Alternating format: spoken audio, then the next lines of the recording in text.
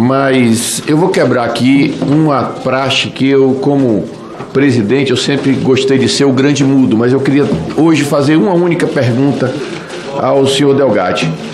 Antes de falar, entretanto, doutor Delgatti, eu quero dizer assim, como pai de 2 jovens, eu estou olhando aqui para o senhor assim, com o coração cortado, de ver o senhor aqui nessa situação, preso, aqui nesse depoimento, falando de suas dificuldades financeiras. O senhor disse no começo que foi abandonado ainda criança pelos seus pais, porque o senhor é um homem de uma inteligência raríssima. Não nascem pessoas como o senhor toda hora. O senhor pode-se dizer que é um gênio, porque um homem que nunca estudou TI, que vai para o Ministério da Defesa, discute lá com profissionais altamente qualificados, que estudaram, que passaram em concurso para adquirir conhecimento, e o senhor vai lá quase que na condição de professor.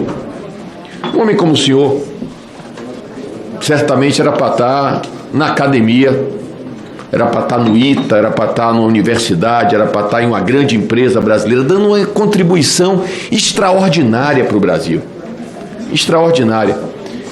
É uma pena que a vida, às vezes, prejudique um talento natural como o do senhor.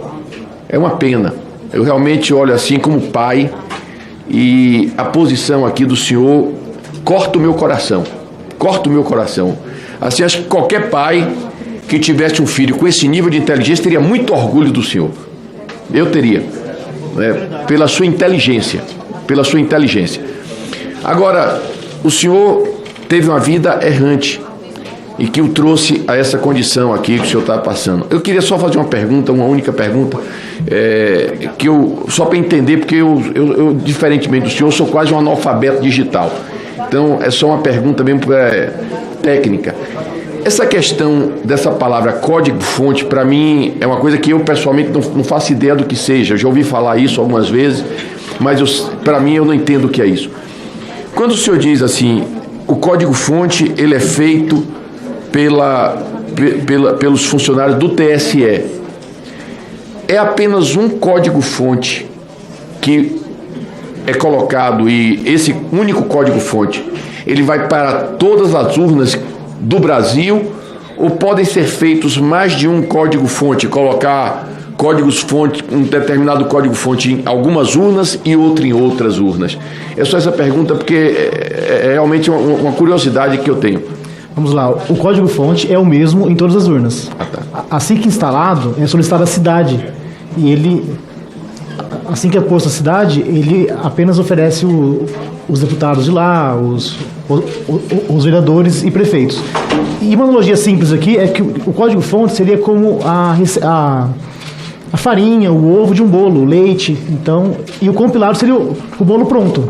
E quem tem acesso aos ingredientes consegue inserir um veneno lá e esse bolo fica venenoso. Quem seria, como seria possível fazer isso? Em que momento?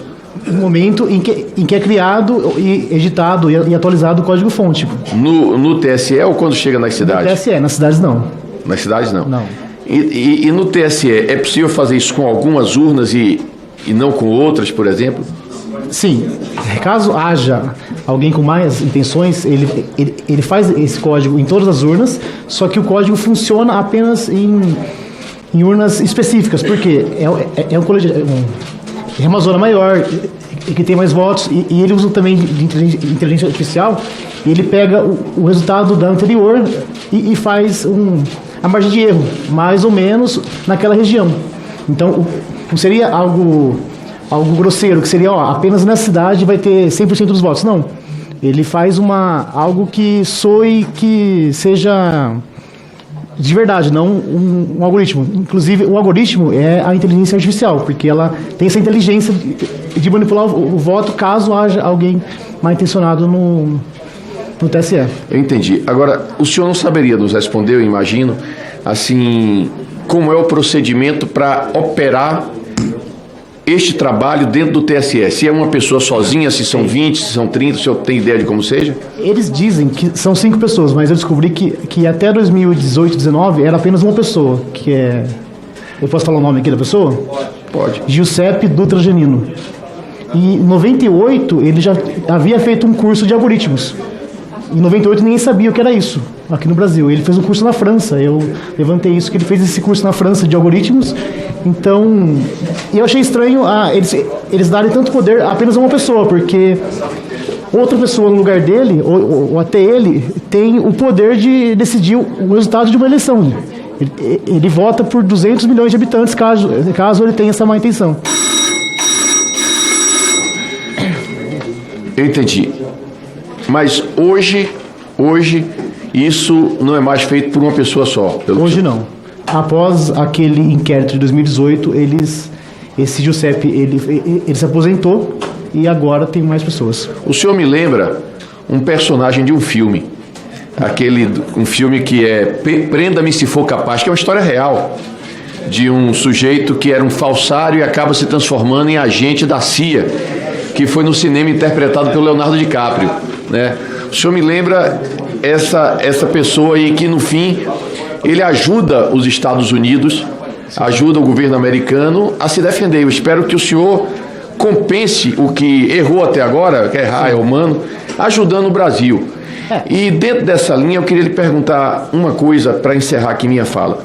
Como uma pessoa que entende disso tão profundamente como o senhor, está claro que o senhor entende muito disso, qual sugestão o senhor daria na confecção do código-fonte para futuras eleições? Não que eu ache que houve nenhuma fraude, eu quero deixar muito claro aqui que eu me incluo entre aqueles que acreditam na lisura das eleições. Mas qual conselho o senhor daria para reforçar a segurança? É apenas um conselho técnico. Tá. Para técnica? Isso. Eu vislumbro ali que a única saída seria a urna imprimir o voto. Seria a única saída, porque nunca se sabe se há pessoas mal intencionadas na manipulação do código, e após estudos e análises eu cheguei à conclusão que a única saída seria essa. Então não seria possível, por exemplo, se a urna imprimir o voto, que haja um voto votado e outro impresso diferente? Não, porque a pessoa vota e sai o voto, e ela tem a opção de descartar ou jogar no baú. Entendi.